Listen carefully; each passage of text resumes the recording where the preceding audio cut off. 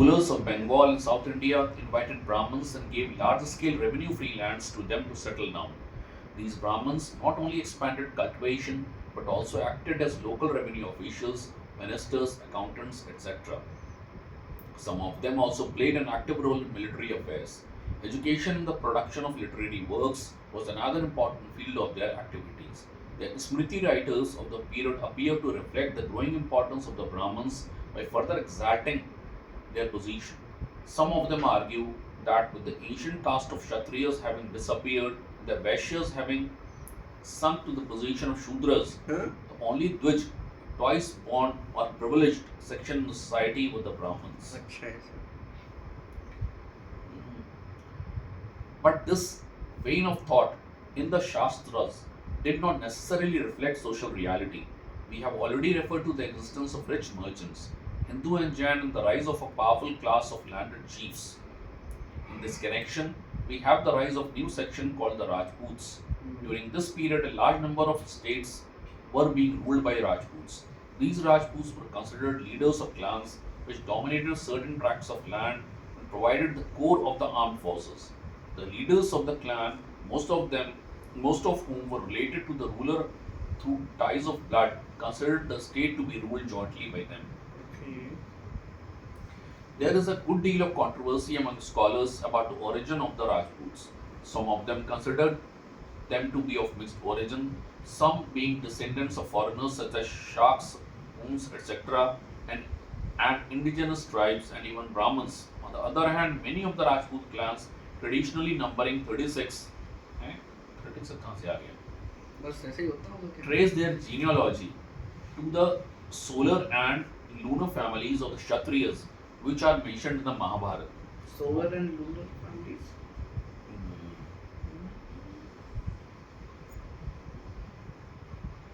वो होता है ना सूर्यवंशी और चंद्रवंशी कहते हैं. चंद्रवंशी को सूर्यवंशी तो सुना. चंद्रवंशी भी होते हैं. Modern scholarship lay emphasis in the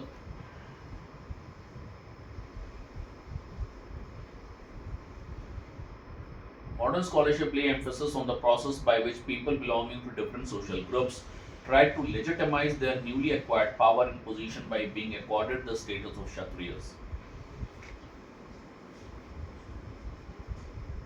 ये बस अकॉर्ड भी कर सकते हैं status of Kshatriya. Sometimes a mixed Brahman Kshatriya status was sought by claiming descent through a Brahman mother. अच्छा और भी ऊपर है. Scholars consider this a part of a complex process of social growth.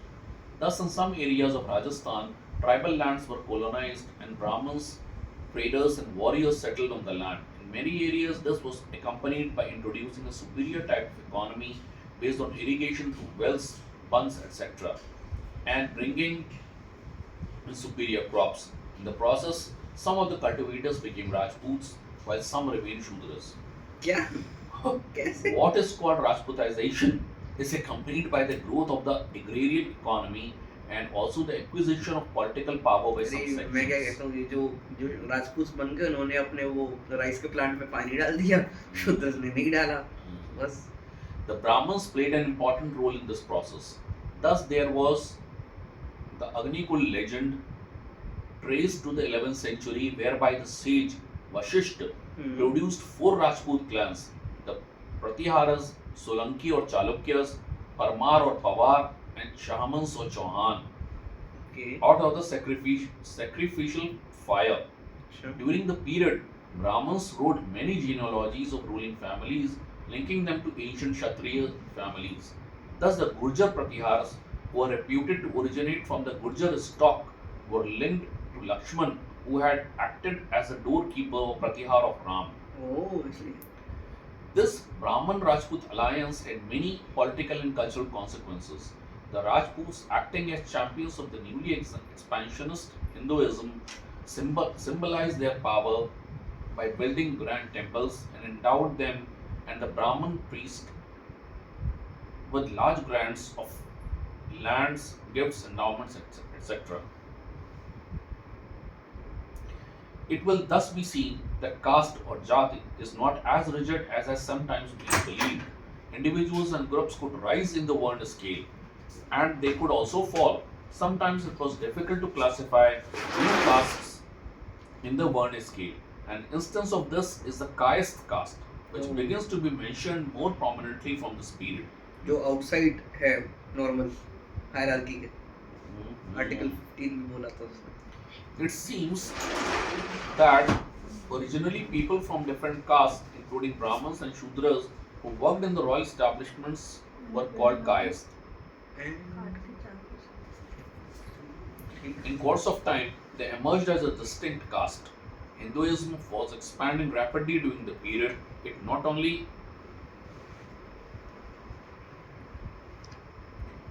absorbed large numbers of Buddhists and Jains within its fold, but also many indigenous tribes. Foreigners such as the Hunas were also Hinduized. These new sections formed new castes and subcastes, the tribals often continuing their own customs, rituals of marriages, marriage ceremonies, and even their own tribal gods and goddesses, who were often made subordinate to Hindu gods. Gods में भी वही same hierarchy follow हो रही है. Thus, society and religion became more and more complex. Shudras, Dalits, and slaves. According to the lawgiver Yagyavalkya, it was possible for a Brahmin to have food with his farmer, barber, milkman, family friends. According to a Possible. modern historian, D.C. Sarkar, an important feature of the caste system during this period was the gradual elevation of the social position of the Shudras. Although they were not allowed to study the Vedas, they became eligible for स्मर्ट. Smarta rituals like birth, death, name giving, etc. पहले उनको name giving allowed नहीं थी. As agriculture expanded, many of the tribals were included in this category. बड़ा inconvenient नहीं होएगा उनको name giving के allowed नहीं है. क्या रेफर कैसे करेंगे? शूद्र 1, शूद्र 2, शूद्र 3. नहीं, name giving मतलब उसके लिए वो कोई वो सेरेमनी ले सकते हैं. नामकरण नहीं रख नामकरण सकते. अपने आप में एक सेरेमनी होती है ना काफी बड़ी. हाँ. अब तो उतनी बड़ी नहीं होती है, अदरवाइज काफी बड़ी सेरेमनी हुआ करती थी. हम्म. As agriculture expanded, many of the tribals were included in this category. The Jats, who were a pastoral nomadic tribe in Sindh, gradually moved to the Punjab and became agriculturists come warriors. Although in the Varna system they were classified as Shudras, they formed a higher section and considered themselves on par with the Rajputs. Simple है, बस consider कर लो अपने आप को, हो जाएगी cast आगे हो जाएगी. Marriages between the higher caste and the Shudras were frowned upon, but that they existed is shown by dubbing the marriage of a high caste man with a lower caste woman as anulom according to norm, and the marriage of a low caste man with a high caste woman as pratilom against norm. Oh, interesting. The origin of new castes, which often consisted of professional groups such as potters, weavers, barbers, etc., or tribals, were explained as the result of such mixed marriages. As compared to the Shudras, the position of the Dalits seems to have deteriorated. अब ये कहाँ से आ गए? ये दलित शूद्रस की अलग है मतलब. The Dalits included those following professions such as scavenging, skinning dead animals, shoemakers, hunters, etc. Hunters Dalit doesn't match up. These people, hunters मतलब वो नहीं शेर का शिकार कर रहे हैं. Hunters मतलब वो. These people were called the Antyaj or untouchables and formed the fifth social grade outside the fourfold Varna system. They were often required to live away from the areas inhabited by the upper caste. अरे बहुत बेकार है. There is even a discussion in the Smritis on whether the shadow of an Antyaj was polluting or not. अच्छा, तब से शुरू हो रहा है. In some parts of the country, the Chantas were required to hit a wooden board on a stick as they walked so that upper caste people would not come into contact with them. Warning देनी पड़ेगी. In most areas of the country, these sections were not allowed to be owners of cultivated land. No right to property. Slavery also existed during the period. आज paper में देखा है को supreme court ने बोला है the right to walk is also fundamental right. Right to का शायद. हाँ, आज ही पेपर में आया है. I mean वो तो right to life and personal liberty में नहीं आ जाएगा. Whatever, बकायदा उसको बोला है उसमें. जैसे उसमें कहा है कि जहाँ भी है कि फुटपाथ होने चाहिए जहाँ भी मतलब. हाँ. उसी से. Slavery also existed during the period. Prisoners of war and debtors unable to pay their stakes could be sold into slavery. During famines, many farmers sold themselves or their wives and children for food. Sold themselves. Women were also purchased for domestic work or for company. But there were no systematic slave raids as in the case of the Turks. चलो at In least general, slaves were treated better than people from the Antyaj or despised caste. despised caste. Okay. मतलब slaves की स्थिति जन से better थी basically ये हुआ ना. हाँ. Though slaves were not used for fighting, they could fight because we are told that if a slave saved his master's life, he became free and was entitled to a share of his master's property. वाह propaganda. A female slave bearing a child to her master also became free. In general, emancipation of a slave was considered a good deed and there were rules prescribed for doing so. Conditions. Condition of women. As in the earlier period, women were generally considered mentally inferior. Their duty was to obey their husbands blindly.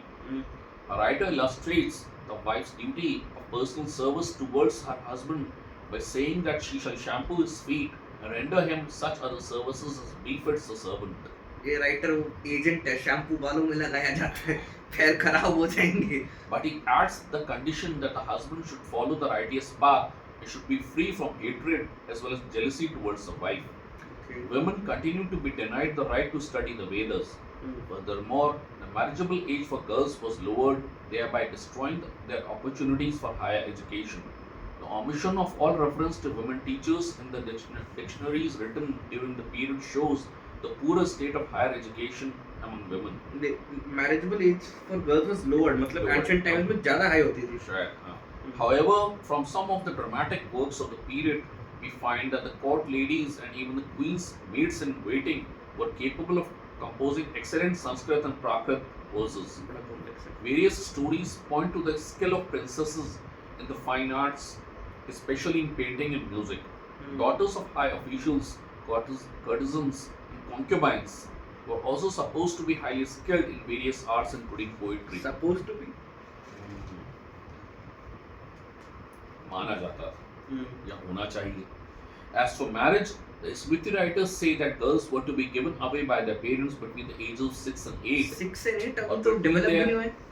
or between their 8th year and attaining puberty. Remarriage was allowed under certain conditions when the husband had deserted, that is, was not heard of or died, or adopted the life of a recluse, or was impotent, or had become an outcast. Become an outcast. Okay. In general, women were distrusted. Distrust. They were to be kept in seclusion, and their life was to be regulated by the male relations father, brother, husband, or son. However, Even son? within the home, they were honored. If a husband abandoned even a wife guilty of offensive behavior, she was to be given maintenance. ये भी बड़ा पुराना practice है. With the growth of property rights in land, the property rights of women also increased. यही In order to preserve the property of a family, women were given the right to inherit the property of their male relations. in order to preserve the property of the family. With some reservations, a widow was entitled to the entire estate of her husband if he died sonless. Daughters also had the right to succeed to the properties of a widow. Okay. Thus, the growth of feudal society strengthened the concept of private property. The practice of sati was made obligatory by some writers, Oh. but condemned by others. According to an Arab writer, Suleiman, अरे भाई. wives of kings sometimes burned themselves in the funeral pyres of their husbands, but it was for them to exercise their option in the matter. Okay. It appears that with the growth of the practice of large numbers of women being maintained by the leading chiefs, and with the resultant disputes over property, there was a tendency for the right of sati to spread. To spread. To spread. Upper class women lived in seclusion and generally were kept away from the public gaze. There was, however, no system of parda or veiling of women. Abu Zaid, a 10th century Arab traveller, noted that most Indian princes, while holding court, allowed their women to be seen unveiled by all the men present, not excluding even foreigners. In Orissa and Kashmir, many women ruled as queens in their own right. Among these may be mentioned Prabhavati Gupta or the Vaktak dynasty, who ruled for at least 13 years as the mother of the Yuvraj. Queen Dinda ruled Kashmir for 50 years and withstood all intrigues against her. We have little information on the lives of ordinary women. They must have worked hard side by side with their men in addition to looking after the household and tending children. Dress, food, and amusements. There were no significant changes in the style of dress of men and women during the period. The dhoti and the sari remaining the normal dress in most parts of the country. Hmm. In North India, men use the jacket and women the Bodice. bodice or choli. Some sculptures it appears that long coats, trousers, and shoes were worn by upper class men in North India. According to Raj Tarangini, Harsh introduced into Kashmir a general dress befitting a king. This included the long coat. We are told that a former chief minister, having worn a short coat, incurred the king's displeasure. Woolen blankets were used in winter. While cotton was the material most commonly used, the upper classes also used silk cloth and fine muslin. Hmm. Arab travelers testified to the fondness of both men and women for wearing ornaments. Both men and women wore gold bracelets and earrings, sometimes set with costly stones. A Chinese writer, Chao Ju Kua, says that in Gujarat, both men and women wore double earrings and close fitting clothes with hoods on their heads as well as red colored shoes on their feet. Another famous traveler, Marco Polo, tells us that in Malabar, men and women wore only a loin cloth, the king being no exception, and that the profession of the tailor was unknown. तो कपड़े कौन बना रहा है? Loincloth was also the dress of men and women, culon. But though their clothes were scanty, the kings of southern India were fond of jewelry. According to Chao Ju Kua, the king of Malabar was dressed in cotton loincloth and was barefooted like his subjects, but when going out on an elephant in procession, he wore a golden hat ornamented with pearls and gems, as well as golden armlets and anklets. Marco Polo says, what this king wears between gold and gems and pearls is worth more than a city's ransom. As far as food is concerned, while vegetarianism appeared to have been the rule in many areas and among sections of the population, the leading Smriti writer of the times describes at great length the occasion on which the eating of meat was lawful. मुहूर्त निकलता है उसमें. From this, it appears that the peacock, the horse, the wild ass, the wild cock, and the wild pig were regarded as lawful food. अच्छा. Horse surprising. Peacock also. Arab writers like जितना मैंने सुना है वो जो मनु थे peacock उनका favourite animal था तो peacock Arab writers compliment the Indians for the absence of the use of intoxicants among them. However, this appears to be an idealized Oh, picture. In literary works of the period, we have many references to wine drinking. Wine was drunk on ceremonial occasions, including marriages and feasts and outings, which were very popular among some classes of citizens. Even women in the king's train indulged freely in wine. While some Smriti writers forbade wine drinking to the three upper castes, some others forbade it only to the Brahmins, the Kshatriyas and the Vaishyas being permitted to indulge in it with some exceptions. The literature of the time shows that the people of the towns were fun-loving. Apart from fairs and festivals, excursions to gardens, swimming parties, etc., were widely popular. Fights among various types of animals such as rams, cocks, etc., as well as wrestling bouts, were popular among the masses. The upper classes continued to be fond of dicing, hunting, and a kind of Indian polo, which was regarded as a royal pastime. Education, science, and religious learning.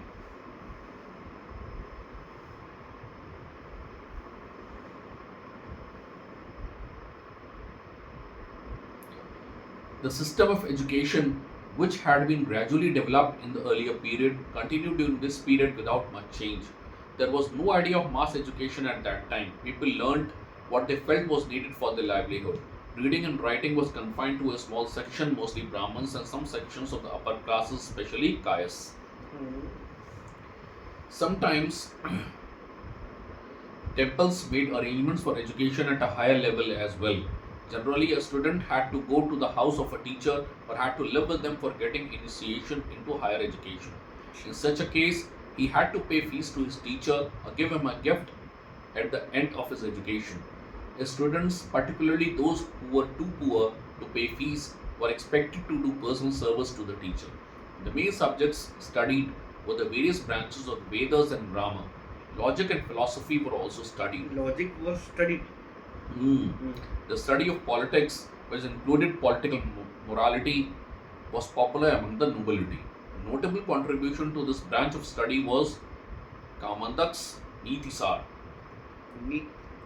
book होगी.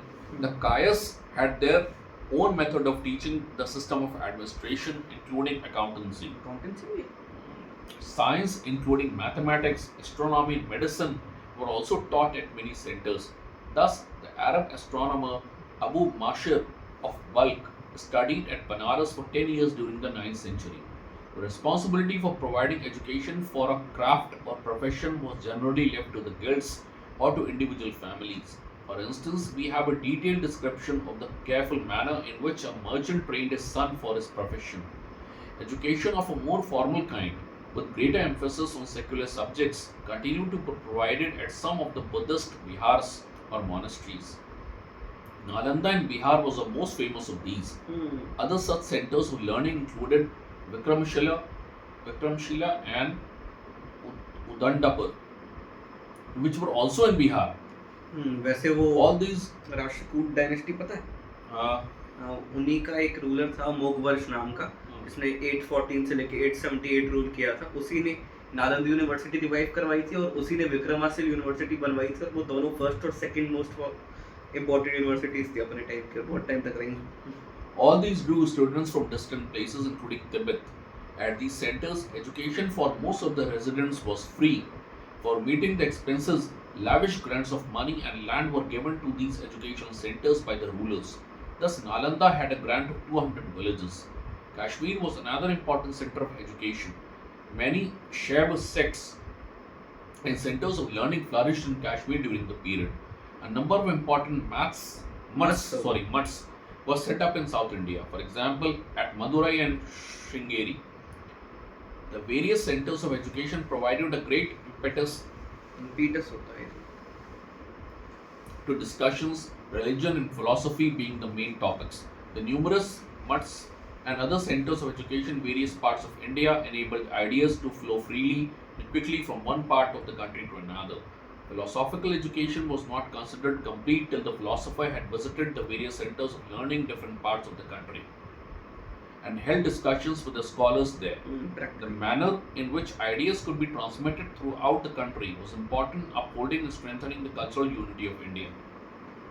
The growth of science in the country slowed down during the period, so that in course of time it was no longer regarded as a leading country in the field of science. Thus, surgery declined because the dissection of dead bodies was regarded as fit only for people of low caste. हमेशा कुछ ना कुछ गलत ही होता है, इससे कोई फायदा तो In होता है. fact, surgery became the profession of barbers. वाह. Astronomy was gradually pushed into the background by astrology.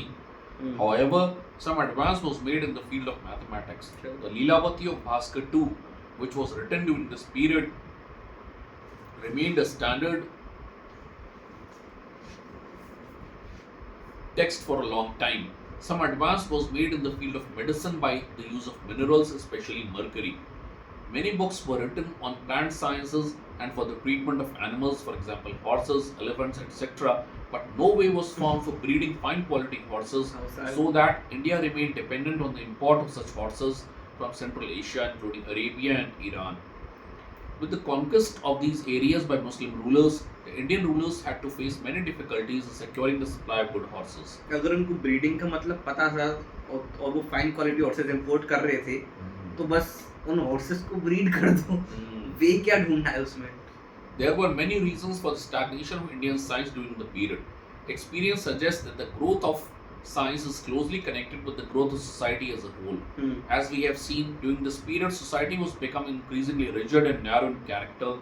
There had been a setback in urban life and communications with growing religious orthodoxy. Time and time again. Another reason was a tendency of the Indians to isolate themselves from the main currents of scientific thought outside India. This is reflected in the writings of Al-Biruni, a noted scientist and scholar from Central Asia who lived in India for about 10 years during the early part of the 11th century. Although a great admirer of Indian science and learning, Al-Biruni noted the insular attitude of the learned people of the country was the Brahmins. He says, they are haughty, foolish, vain, self-conceited, stolid. They are by nature niggardly in communicating that which they know and they take the greatest possible care to withhold it from men of another caste among their own people, is still much more of course from any foreigners. According to their belief, no other created beings besides them have any knowledge of science whatsoever. Religious movements and beliefs.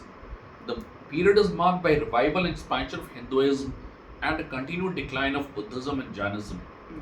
Not only were the tenets of Buddhism and Jainism challenged at the intellectual level, ऐसा क्या था? but on occasion the Buddhist and Jain monks were persecuted.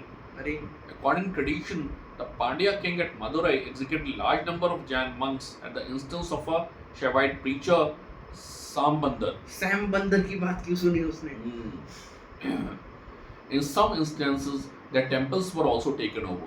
Thus, the वैसे इसका temple उल्टा of हुआ था India के बाहर, जो हिंदुइज्म उसके बाहर का स्प्रेड कम हो रहा था और बुद्धिस्ट और जैनिज्म वहाँ पे टेम्पल्स टेक ओवर कर रहे थे. Sure. In some instances, the temples were also taken over. Thus, the temple of Puri was once a Buddhist temple. अच्छा, तो बुद्धिस्ट बड़े शांति प्रिय तो आज के दिन कहते हैं हम कोर्ट में केस करते हैं तो बुद्धिस्ट टेम्पल था, ऐसे करा के तुमने बनाया है, वाट लग जाएगी. The temple near the Qutub Minar had once been a Jain The temple. temple near the Qutub Minar had once been a Jain temple, which was then converted into a Vishnu temple. We do not know how widespread such instances were, but even if they were few and far between, they can hardly be defended. During this period, Buddhism was gradually confined to Eastern India. The Pala rulers were patrons of Buddhism. वही The तो eastern decline India के rulers. of Pala power after the 10th century was a blow to Buddhism in the area. But even more serious were the internal developments in Buddhism. Buddha had preached a practical philosophy with a minimum of priesthood and speculation about God. This worship now became more elaborate. The belief grew that a worshipper could attain what he desired by uttering magical words or mantra and making various kinds of mystic gestures. They also believed that by these practices and by various kinds of austerities and secret rites, they could attain supernatural powers such as the power to fly in the air or to become invisible, to see things at a distance, etc. Man has always yearned for control over nature in this manner. It is only with the growth of modern science that many of these yearnings have been fulfilled. Many Hindu yogis also adopted these practices. The most famous among them was Gorakhnath. The followers of Gorakhnath were called Nathpanthis, and at one time they were popular all over North India. Many of these yogis belonged to the lower caste. They denounced the caste system and the privileges claimed by the Brahmins. The path they preached was called Tantra, which was open to all irrespective of caste distinctions. Thus, Buddhism did not so much decline as it assumed forms which made it indistinguishable from Hinduism. Jainism continued to be popular, particularly among the trading communities. The Chalukyan rulers of Gujarat patronized Jainism. It was during this time that some of the most magnificent Jain temples, such as Dilwara temple at Mount Abu, were built. The Parmar rulers of Malwa also built many huge images of Jain saints and of Mahavir, who began to be worshipped as a god. The magnificent Jainales which were built in various parts, also acted as resting places for travelers. In South India, Jainism attained its high water mark during the 9th and 10th centuries. The Ganga rulers of Karnataka, of Karnataka, were great patrons of Jainism. During this period, many Jain Basadis, whatever, temples and Mahastambhas, pillars, was set up in different parts. The colossal image at Shravan Belgola was set up during this time. The statue is about 18 meters high and was cut out of granite rock. It shows the saint standing up, practicing rigid austerities, unmindful of the snakes coiled around his feet and the antlers which had grown up. The Jain doctrine of the four gifts, learning, food, medicine, and shelter, helped to make Jainism popular among the people. In course of time, the growing rigidity of Jainism and the loss of royal patronage led to the decline of Jainism. The revival and expansion of Hinduism took many forms. Shiva and Vishnu became the chief gods and magnificent temples were built to proclaim their supremacy. In the process, many local gods and goddesses, including the gods and goddesses of tribals who had been Hinduized, became subordinate on their consorts. In eastern India, the consorts Tara, the consort of Buddha, Durga and Kali, the consorts of Shiva, became themselves the chief objects of worship. Nevertheless, the rise of the worship of Shiva and Vishnu signified the growth of a process of cultural synthesis. Thus, in an era of disintegration, religion played a positive part. But the religious revival also increased the power and arrogance of the एक Brahmins. second. Durga and Kali, the consorts of Shiva. Hmm. Actually, क्या है ना, दुर्गा और काली को somehow जो है वो पार्वती का रूप ही माना जाता है Oh. ना? But the religious revival also increased the power and arrogance of the Brahmins. This resulted in a series of popular movements which targeted the Brahmins and emphasized the element of human equality with freedom. हर जगह ब्राह्मण ही villain बन के आ जाते हैं. We have already referred to the growth of Tantrism in North India, in which anyone, irrespective of caste, could be enrolled. But far more important and broad-based was the growth of the Bhakti movement in South India. The Bhakti movement was led by a series of popular saints called Nayanmars and Alvars. These saints, Alvars होता है शायद ये. These saints rejected austerities. They looked upon religion not as a matter of cold formal worship, but as a living bond based on love between the god and the worshipper. ये modern times का The मतलब chief होता है. objects of their worship were Shiv and Vishnu. They spoke and wrote in Tamil, the language which everyone could understand. These saints went from place to place, carrying their message of love and devotion. उस time पे Some Tamil of like them- all over India समझी जाती थी. Everyone could understand. और वो उसी को पूरा इंडिया मानते होंगे उतने एरिया को. Some of them belonged to the lower classes. There was also woman saint Andal. A woman saint. Andal.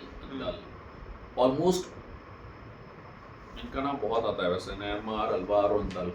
Almost all of them disregarded the inequalities of caste, though they did not try to oppose the caste system as such.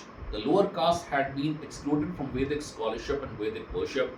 The path of bhakti advocated by these saints was open to all, irrespective of caste. The bhakti movement not only won to the fold of Hinduism many adherents of Buddhism and Jainism, but they also won over many tribals. A series of acharyas led by Nath Muni collected and systematized the teachings of the Alvars and declared them equivalent to the Vedas.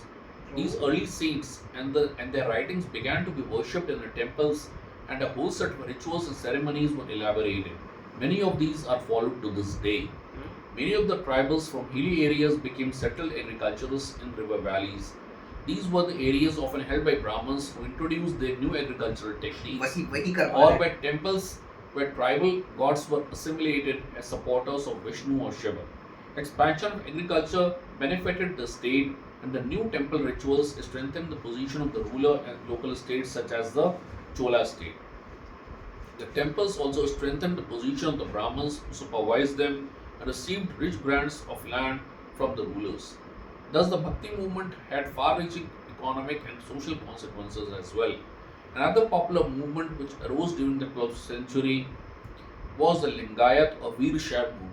Lingayat तो सुना लगता है. Its founders were Basav and his nephew चंद्रबास. Channabasav, who lived at the court of Kalichuri kings of Karnataka.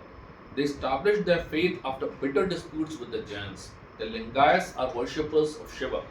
They strongly opposed the caste system, rejected fast, feasts, pilgrimages, and sacrifices. शिवलिंग लिंगायत ने invent किया क्या? In the social sphere, they opposed child marriage and allowed the remarriage of widows. अरे वाह.